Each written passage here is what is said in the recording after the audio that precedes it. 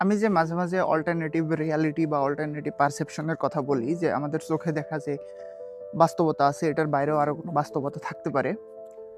তো এই alternative reality কিন্তু মানুষের কাছে সবসময় সুখকর হয় না।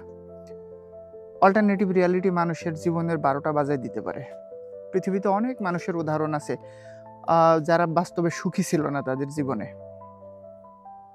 এই শুধুমাত্র আ কোনো প্রকার ড্রাগের সংস্পর্শ ছাড়াও যাদের জীবনে এই অল্টারনেটিভ রিয়ালিটি বারবার এসে ধরা দিয়েছে।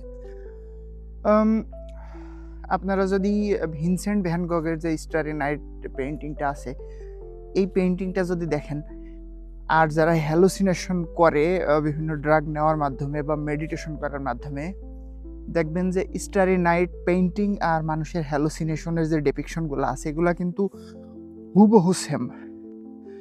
তো বিষয় হচ্ছে যদিও মেইনস্ট্রিম নলেজ বা মেইনস্ট্রিম হিস্টোরি এটা অ্যাকনলেজ করে না যে ভিনসেন্ট ভ্যান গগ হচ্ছে হ্যালুসিনেশনের মধ্য দিয়ে বা অল্টারনেটিভ পারসেপশনের মধ্য দিয়ে যাচ্ছিল।